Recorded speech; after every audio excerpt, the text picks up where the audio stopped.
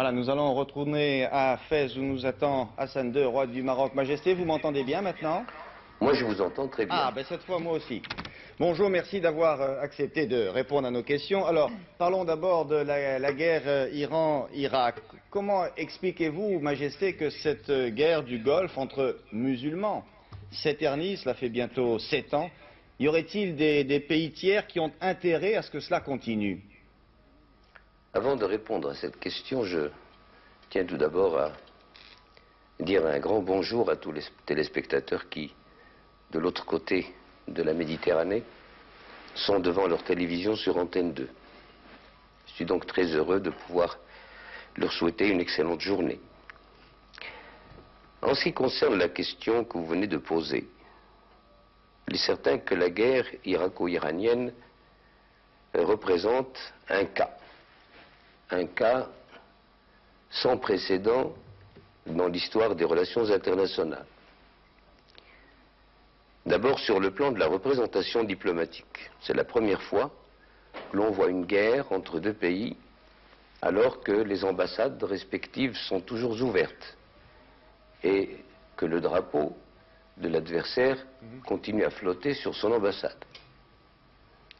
Deuxième aspect, qui est vraiment un précédent qui peut être extrêmement grave pour la région, c'est que j'ai l'impression que la guerre irako-iranienne, enfin la guerre militaire, n'est faite que pour amuser le public.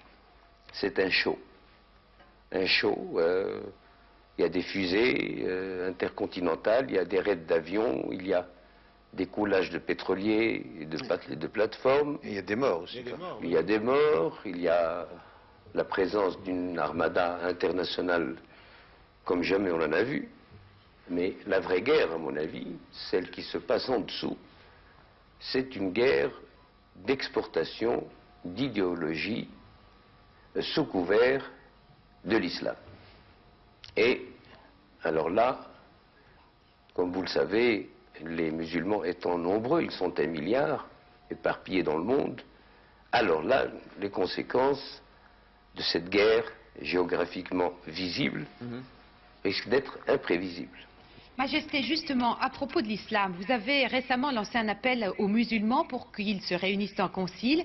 Vous avez vous-même été très inquiet des événements de la Mecque. La menace pour vous, aujourd'hui, vient-elle du radicalisme de la foi islamique? Ici, en Europe, on dit intégrisme, Majesté.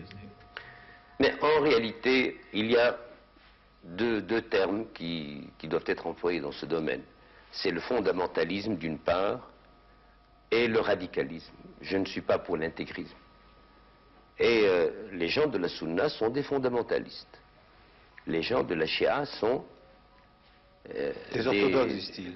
Comment? Des orthodoxes, disent-ils. Nous sommes les orthodoxes, les gens de la Sunna.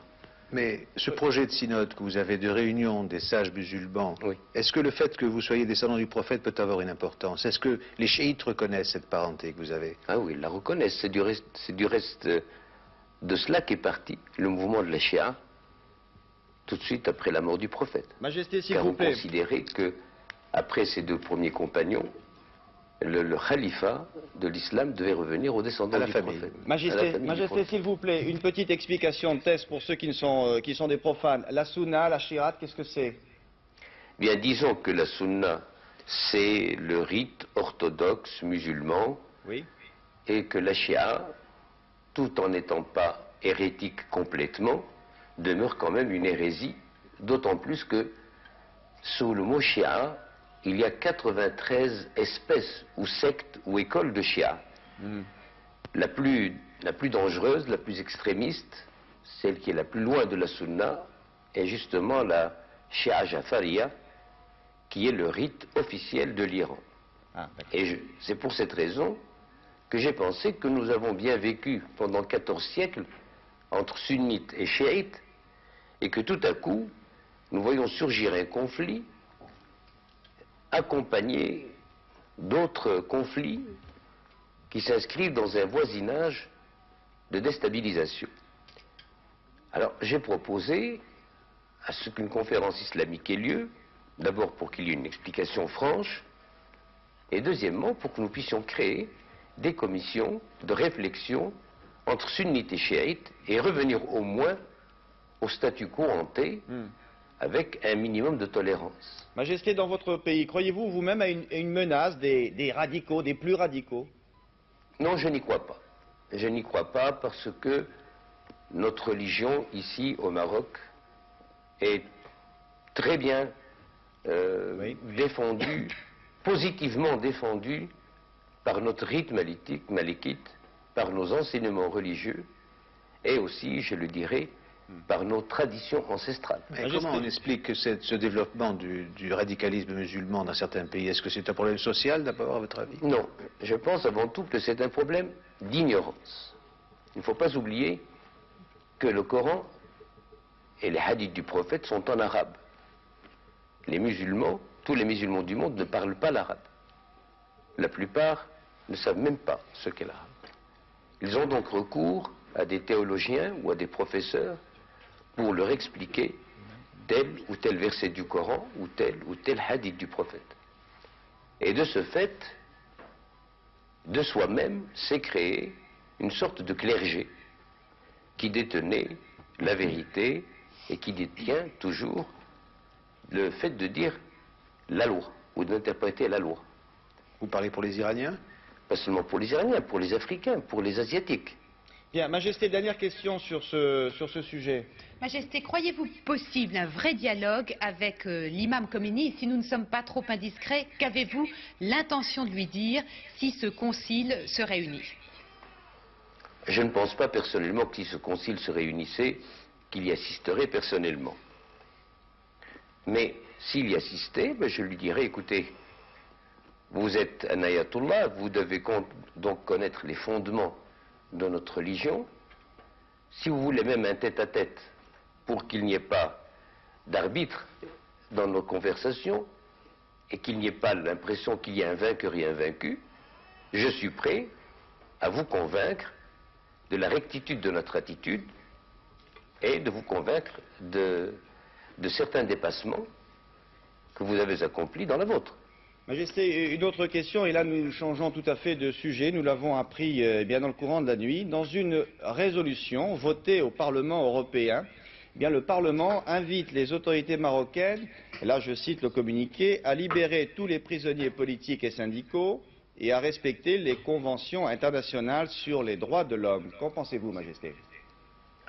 Je pense tout simplement que chaque régime dispose des lois et règlements nécessaires à sa pérennité. Notre régime, comme tous les autres, a décidé de mettre à l'abri ces institutions légalement et démocratiquement et historiquement choisies par le peuple marocain. Pour moi, il n'y a pas de délit politique. Le seul délit politique, c'est lorsqu'on prétend que le Sahara n'est pas marocain. Que les non-marocains puissent le prétendre, de bonne ou de mauvaise foi, ceci m'est complètement égal. Mais allez demander aux Français de la Première Guerre mondiale s'ils pensaient que l'Alsace-Lorraine n'était pas française. Eh bien, c'est la même chose. Je suis là pour défendre l'intégrité territoriale de mon pays.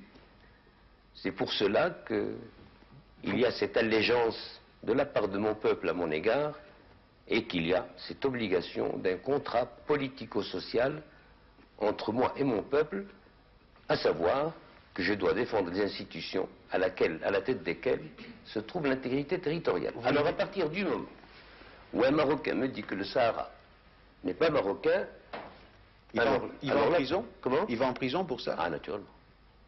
C'est un délit d'opinion ou... Ah non, non, non, non. Vous pouvez accepter en France qu'en 68, un Allemand, Cohn-Bendit, traîne le drapeau français sur les Champs-Élysées par terre, suivi en cela par des centaines de milliers d'étudiants. Si les Français l'acceptent, c'est leur affaire. Mais moi, je n'admettrai jamais qu'un étranger, en plus, vienne traîner le drapeau marocain dans une manifestation. Et même si un Marocain le faisait, je considérais qu'il est passible de prison. Bien. Majesté, une autre question. C'est à prendre ou à laisser. Bien, je crois. Majesté, une autre question concernant l'actualité aussi. Oui, Majesté, nous avons appris à Paris cette semaine que la famille Oufkir serait autorisée à émigrer au Canada. Est-ce exact et que pensez-vous de cette information et de cette éventuelle décision? Quand on m'a dit qu'on allait me poser la question sur cette affaire, que je considère comme un fait divers, mon commentaire a été que la question n'est pas embarrassante pour moi, elle le serait plutôt pour les Français. Et je vais vous expliquer pourquoi. Une excellente coopération, basée naturellement fondée sur une amitié très solide et une estime réciproque entre mon regretté père, Sa Majesté Mohamed V, que Dieu ait son âme, et le général de Gaulle, que Dieu ait son âme. Et le début de mon règne était parti sur ce substratum d'histoire récente et ancienne où le sang marocain et le sang français s'étaient mêlés pour la libération du monde. Et voilà que cette amitié, cette sérénité entre la France et le Maroc se dégrade pour arriver à la rupture du temps du général de Gaulle, parce que je n'avais pas voulu remettre Oufkir entre les mains de la justice française. On l'a donc condamné par contumace, la presse s'est déchaînée contre lui, on ne l'a plus appelé que tueur, expéditeur d'hommes dans l'au-delà. En France, à ce moment-là? En France, et à ce moment-là, c'était les gaullistes qui étaient au gouvernement, et parmi les gaullistes, il y avait les barons, particulièrement. C'est pour ça que cette question n'est pas embarrassante pour moi. Elle est embarrassante pour la majorité actuellement en France. Pourquoi, au bout de 15 ans, vouloir refaire remonter cette affaire à la surface, alors que, ma foi, ce que nous avons à faire avec la famille du défunt est une affaire qui concerne un souverain et une famille qui fait partie de ces sujets. Je pense que nous l'avons, et nous allons la régler de la façon la plus normale et la plus conforme à ce que nous considérons comme étant notre morale. Est-ce que vous allez recevoir Mme Oufkir comme elle l'a demandé? C'est-à-dire que, après cette réponse, je ferme la parenthèse. D'après ce qu'il m'a été dit, elle se refuse de quitter le territoire, le royaume, tant que je ne leur ai pas accordé une audience. Mais, Majesté, la famille de M. Oufkir a été mise au secret pendant tout ce temps. Est-ce que ça, c'est une période qui est révolue et on termine sur ce sujet? On termine toute l'interview sur ce sujet? Non. Quelle belle conclusion. Non, on terminera avec une autre question de Pierre Serra, mais là, sur ce sujet-là, sur le sujet Oufkir. En ce qui me concerne, j'ai terminé. Bien, Pierre? Majesté, je voudrais vous dire, on a parlé au départ de la guerre du Golfe, on va y revenir, on a l'impression que cette guerre qui a été entreprise par l'Irak et que l'Iran ne veut pas finir, n'a pas de solution. On l'a dit tout à l'heure, il y a trois guerres, il y a la guerre immédiate entre deux pays voisins, et la guerre qui a débordé sur le Golfe, et puis il y a la guerre séculaire entre les Perses et les Arabes. Est-ce que vous pouvez faire quelque chose? Est-ce qu'il y a une solution? Parce que ça menace tout le monde, et les Arabes en particulier. Écoutez, je ne vois pas de solution tant que les grandes puissances adoptent une attitude verbale et publique et font le contraire sous tant qu'on fournit, on soumet des armes aux belligérants. Et en plus de cela, je l'ai entendu plusieurs fois, dans les grandes capitales, nous ne voulons pas que l'Iran gagne, mais nous ne voulons pas non plus que l'Iran perde, que l'Irak perde. Voilà l'axiome de l'actualité, tout au moins chez les Occidentaux. Et chez les Arabes? Comment? Et chez les Arabes? Alors chez les Arabes, comme vous le savez, je n'ai pas à vous expliquer la situation. Nous allons à Amman, un conseil extraordinaire des chefs d'État arabes, et nous allons nous trouver confrontés devant deux choix. Faudra-t-il commencer par les problèmes arabo-arabes ou commencer par les problèmes arabo-iraniens? Ils sont aussi insolubles les uns que les autres, moi je crois. Dans l'état actuel des choses, j'ai l'impression que les contradictions sont arrivées à un tel stade d'exacerbation que tout ce qu'on peut souhaiter, à mon avis, et je suis optimiste, c'est qu'il n'y ait pas d'escalade et qu'on puisse revenir au dialogue dans la grande famille musulmane, plutôt que de la laisser dans la petite famille arabe. Majesté, je vais vous remercier. Nous terminerons sur ce vœu d'espoir. Merci de nous avoir reçus. Bonne chance pour la conférence d'Amman. Merci beaucoup et à bientôt.